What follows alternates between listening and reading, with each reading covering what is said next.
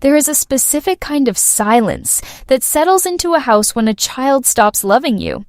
It doesn't happen overnight. It is not an explosion.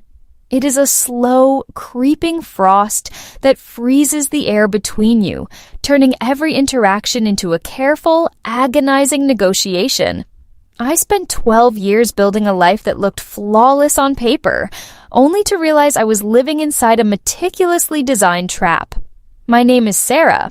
I am an interior designer, and my husband, David, is a ruthless corporate litigation attorney. He destroys people for a living. I just never thought he would turn those courtroom tactics on his own family. Our son Leo is 7 years old. He used to be my shadow.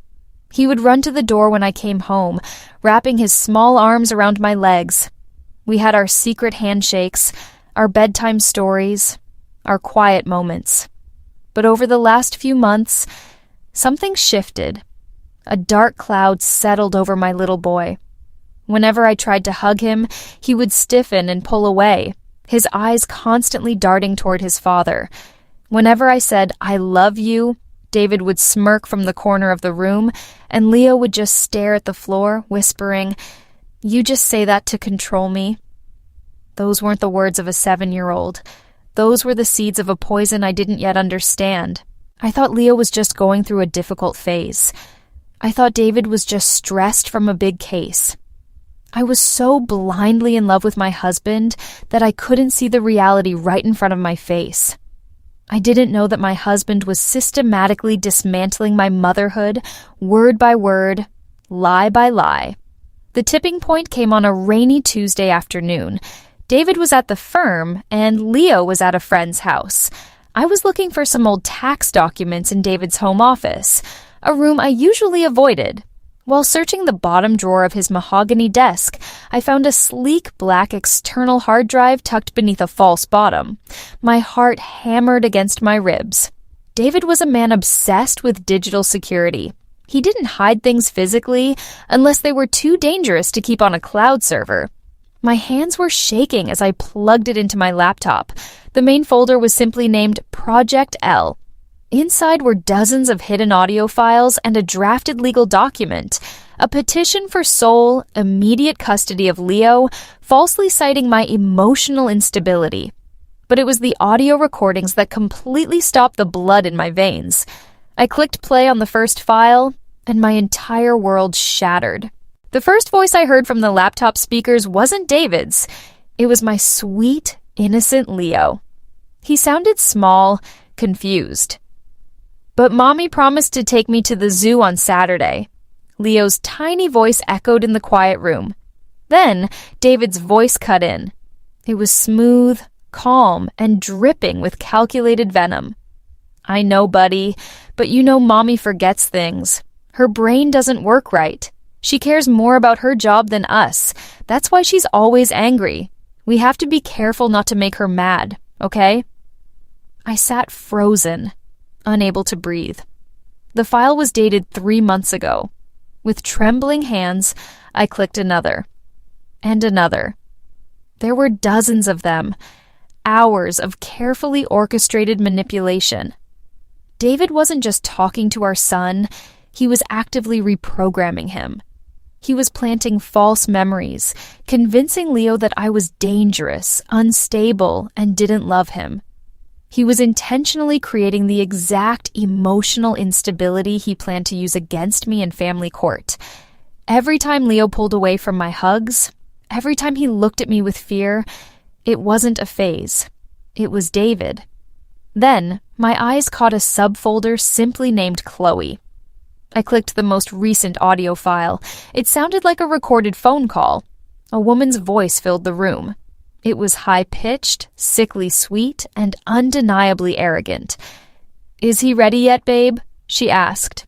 David chuckled, a cold, heartless sound I had never heard in our 12 years of marriage. "Almost. The kid is terrified of her now. He literally flinches when she walks into the kitchen. The psychological evaluation is going to be a slam dunk. The judge will eat it up, and she'll be lucky to get supervised weekend visits." "Good," Chloe sighed. "I'm tired of waiting, David. I bought the new crib yesterday. The nursery is perfectly set up. You promised me a family, and I want my boy." My blood turned to ice. Suddenly, the puzzle pieces snapped into place in the most sickening way possible. I remembered a rumor from a corporate dinner last year about a young paralegal at David's firm named Chloe, who had suffered a severe breakdown over her infertility issues. David wasn't just leaving me for a younger woman. It was much, much darker. He was giving her my son as a twisted gift. Because she couldn't have her own child, David had decided it was easier to steal his own son from his wife than to go through the adoption process. They were going to discard me, brand me as an unfit, crazy mother, and play happy family in a new house with my child. The tears that had been streaming down my face suddenly stopped. The suffocating heartbreak I felt just an hour ago evaporated, completely burned away by something entirely different. It was a cold, sharp, terrifying clarity. Pure rage. David thought he was playing a brilliant game of chess against a clueless, emotional housewife. He thought he had already won. He had no idea that by trying to steal my child, he had just signed his own death warrant. I didn't scream. I didn't smash the laptop, and I certainly didn't confront him when he walked through the door that evening. As a litigator's wife, I had learned one fundamental rule. The person who loses their temper loses the case. If I confronted David now, he would twist it. He would use my completely justified anger as proof of my instability. No, I had to play the game better than him. The next morning, I bought an identical external hard drive. I copied every single audio file, every drafted legal document, and every sickening conversation with his mistress, Chloe. I placed the copies in a newly opened safety deposit box under my maiden name and put his hard drive back exactly where I found it, down to the millimeter. For the next 4 weeks, I delivered an Oscar-worthy performance. I played the exhausted, slightly fragile wife he desperately needed me to be for his narrative. When Leo flinched from my touch, I fought back the tears. I just smiled softly, kissed his forehead, and whispered, "Mommy loves you no matter what," knowing David was probably analyzing my every move. But while David was busy building his fake psychological profile on me, I was quietly dismantling his entire life. I didn't hire a family lawyer right away. I hired a forensic accountant, a bulldog of a woman who specialized in finding hidden assets. It didn't take her long to follow the money trail. David had been quietly siphoning funds not just from our joint accounts, but from his law firm's client trust accounts to secretly buy that perfect nursery and the house for Chloe. He wasn't just a cheating husband, he was committing a massive felony that would get him disbarred and thrown in federal prison. He thought I was just a naive interior designer. He forgot that my job literally requires me to look at the foundation of a house and see exactly where the rot is. I also hired a private investigator to look into Chloe. It turned out the sweet, desperate paralegal who just wanted a baby had a very interesting history.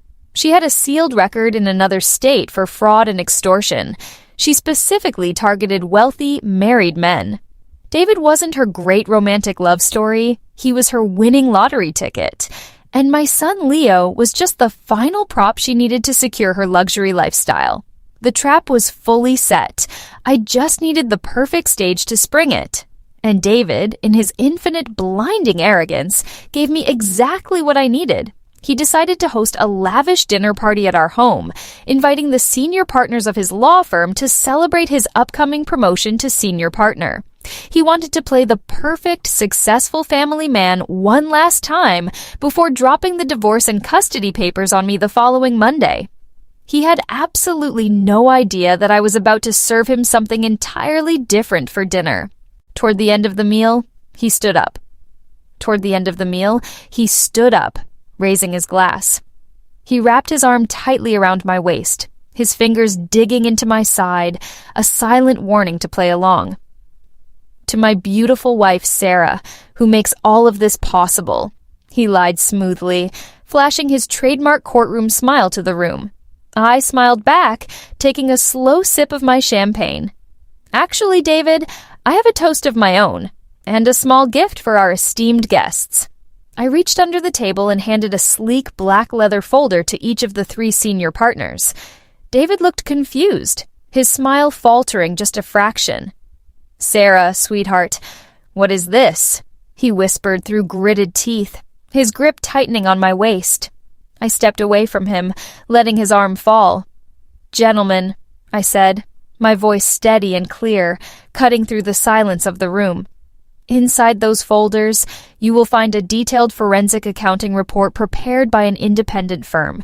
It outlines exactly how your star litigator here has been systematically embezzling over $400,000 from your firm's client trust accounts over the last 14 months. The color instantly drained from the managing partner's face. He flipped open the folder, his eyes scanning the highlighted bank transfers, dummy corporations, and the paper trail leading directly to the newly purchased house for Chloe. David panicked. The charm vanished, replaced by pure, unadulterated terror. "She's crazy! This is a lie! Richard, listen to me! She's having a severe mental breakdown!" he shouted, trying to snatch the folder from his boss's hands.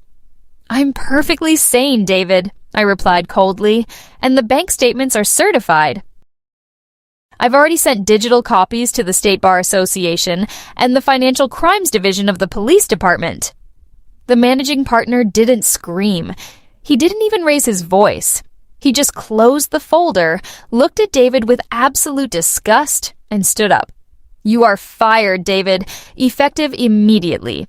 Do not come to the office tomorrow. Security will box up your desk. Our lawyers will see you in federal court."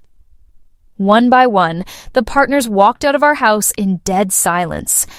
When the front door finally clicked shut, David turned to me.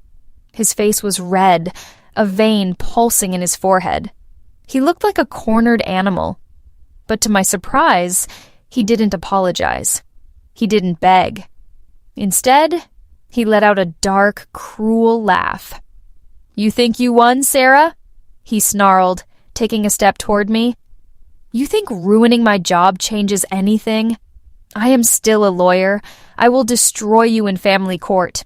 You are an unstable, vindictive woman who just ruined her family's income. The judge will see exactly what I want them to see. I am taking Leo, and there is nothing you can do to stop me. He already hates you anyway." I looked at the man I had loved for 12 years, feeling absolutely nothing but pity. He still thought he was playing chess, completely unaware that I had already flipped the entire board. "We'll see about that, David," I whispered, turning my back on him and walking up the stairs. The morning after the dinner party, while David was frantically making phone calls to defense attorneys in his home office, I took a little drive. I had the address of the house David had bought for his new family memorized for weeks. It was a beautiful, sprawling suburban home. I parked in the driveway, walked up the freshly paved path, and rang the doorbell. When the door opened, there she was, Chloe. She was younger, of course, wrapped in a silk robe, holding an expensive cup of coffee. When she recognized me from David's photos, her smug, arrogant smile was instantaneous. She leaned against the doorframe, looking me up and down like I was a tragic, desperate charity case. "Wow, David said you were unhinged, but showing up at my house? That's a new level of pathetic, Sarah," she sneered. "You can't have him back. And frankly, Leo needs a real mother, someone who isn't always so stressed." I didn't yell. I didn't cry. I just smiled, stepping past her into the foyer without an invitation. I looked around at the cheap, mass-produced furniture and the tacky wallpaper she had chosen. "Interesting aesthetic," I noted calmly. "As an interior designer, I would have warned you against the faux marble. But I suppose it doesn't matter, considering you won't be living here by the end of the week." Chloe scoffed, crossing her arms. "Excuse me? Get out of my house before I call the police." "Oh, please do call them, Chloe," I replied, turning to face her. You see, this house wasn't bought with David's bonuses. It was bought with $400,000 he stole from his law firm's client trust accounts. The FBI is currently freezing all of his assets. This house will be seized as evidence of a federal crime. Her smug smile faltered. The color began to drain from her perfectly contoured face. "You're lying," she whispered, but her voice trembled. I reached into my designer tote bag and pulled out a thick manila envelope, tossing it onto her tacky entryway table. "There is a copy of the forensic audit. Read it yourself. David was fired last night. He is facing 10 to 20 years in federal prison. He is utterly and completely broke." I took a step closer to her, my voice dropping to a dangerous whisper. "And speaking of the police, my private investigator found your sealed records from Ohio. Fraud, extortion, targeting wealthy married men. How do you think the feds will react when they realize you are the sole beneficiary of David's stolen money? They will look at your history and charge you as an accomplice." Chloe dropped her coffee mug. It shattered on the hardwood floor, spilling dark liquid everywhere. She wasn't looking at me with arrogance anymore. She was looking at me with absolute terror. I didn't know," she stammered, backing away. "I swear, I didn't know he stole the money." "I don't care," I said, my voice as cold as ice. "You thought you could just take my husband. Fine, take the trash out. But you thought you could steal my son? You thought you could help brainwash a 7-year-old boy to replace the child you can't have?" I leaned in, making sure she heard every single word. "You will never go near my child. If you are still in this state by tomorrow morning, I will hand your entire file over to the FBI myself. You wanted a fresh start, Chloe? I suggest you start packing." I turned around and walked out of the house, leaving the front door wide open. I didn't look back. I knew exactly what she was going to do.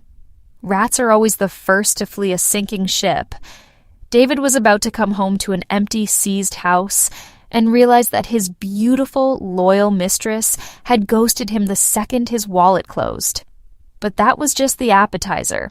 The main course was waiting for him in family court. The temporary custody hearing was held 2 weeks later. Despite facing a looming federal indictment, David walked into the family courtroom with the arrogant swagger of a man who believed he was the smartest person in the room. He wore his best tailored suit, completely ignoring me as he sat at the respondent's table. He looked tired. The stress of the FBI investigation and Chloe's sudden, mysterious disappearance had clearly taken a toll on him, but his eyes were still full of that cold, calculating malice. He thought this was his last remaining victory. He thought he still had Leo. David's attorney, a junior lawyer from a different firm, stood up and painted a tragic picture of my failing mental health. He claimed Leo was terrified of me, citing the child's recent withdrawn behavior as proof of my instability. David sat there, nodding solemnly, playing the concerned, protective father to perfection. The judge, a stern, no-nonsense woman with graying hair, turned to my lawyer. "Does the petitioner have a response?" My lawyer, a quiet but ruthless woman I had hired specifically for this moment, stood up. "Yes, Your Honor, we have a response, and we have an audio file we would like to submit into evidence. Exhibit A." David frowned. He leaned over to his lawyer, whispering frantically. He didn't know about the hard drive. He thought I only had the financial documents. My lawyer pressed play on her laptop. The courtroom fell dead silent as David's own voice echoed off the wood-paneled walls. "I know Mommy is crying, Leo, but you have to remember the plan," the recorded David said, his tone chillingly casual. "When the lady with the notepad asks you questions tomorrow, you have to tell her that Mommy yells at you. You have to say you want to live with me and Chloe. If you don't say that, Mommy might do something bad. Do you understand?" Then, my sweet, confused 7-year-old boy's voice replied, trembling, "But I don't want to lie, Daddy." "Mommy didn't yell." "Leo," David's recorded voice snapped, suddenly sharp and threatening. "Do you want to ruin our new family? Do you want Chloe to be sad? Just do what I told you?" The judge's face turned to stone. The court reporter stopped typing, her mouth slightly open. I looked over at David. The arrogant swagger was entirely gone. He looked like he was going to be sick. He was pale, sweating and staring at the laptop like it was a live grenade. "Your Honor," my lawyer continued, her voice slicing through the heavy silence. "What we have here is not a case of an unstable mother. It is a documented, systematic case of parental alienation and severe psychological abuse inflicted by the father, motivated by his desire to start a new life with his mistress, who, I might add, fled the state last week after discovering Mr. Miller was entirely bankrupt." The judge didn't even need to deliberate. She slammed her gavel down with a crack that made David physically jump in his seat. "Temporary sole custody is granted immediately to the mother," the judge ordered, her voice laced with absolute disgust. "Mr. Miller, you are stripped of all visitation rights pending a full psychological evaluation of the child. I am also issuing an emergency restraining order. You are not to come within 500 feet of your son or your wife. If you do, you will wait for your federal trial in a jail cell." David opened his mouth to speak, to use his silver, manipulative tongue one last time, but nothing came out. For the first time in his miserable life, the great litigator had absolutely nothing to say. It took 6 months for the federal hammer to finally fall on David. He was sentenced to 8 years in federal prison for embezzlement, wire fraud, and perjury. He was permanently disbarred. The great David Miller, the brilliant attorney who used his voice to manipulate, intimidate, and destroy everyone around him, is now just a number in a cell block where absolutely nobody cares what he has to say. Chloe didn't get far either. She was arrested 3 states over, trying to run the exact same scam on a wealthy, retired surgeon. She is currently sitting in a county jail waiting for her own trial. They truly deserved each other. As for Leo and me, there was no magical overnight fix. The human mind, especially a child's, takes time to heal from that kind of toxic exposure. We spent countless hours in therapy. There were difficult days. Days when he would still flinch at a sudden movement. Days when he would look at me, and I could still see his father's lies echoing in his little head. But I didn't give up. I built our new life the exact same way I design a home, with endless patience, a solid foundation, and a lot of light. I just kept showing up for him, proving David's lies wrong day by day, hug by hug. And then it finally happened. Just yesterday, it rained. The exact same kind of rainy afternoon when I first found that hidden hard drive. I walked through the front door of our new, smaller, but infinitely warmer house. For a split second, my body tensed, bracing itself for the cold, agonizing silence that used to greet me. But there was no silence. Instead, there was the sound of rapid, tiny footsteps. Leo came running down the hallway. He didn't stop. He didn't hesitate. He threw his arms tightly around my waist, burying his face into my coat. "I missed you, Mommy," he whispered, his voice completely clear and full of warmth. I dropped my keys, wrapping my arms around him, burying my face in his hair as the tears finally fell. But this time, they weren't tears of grief or rage.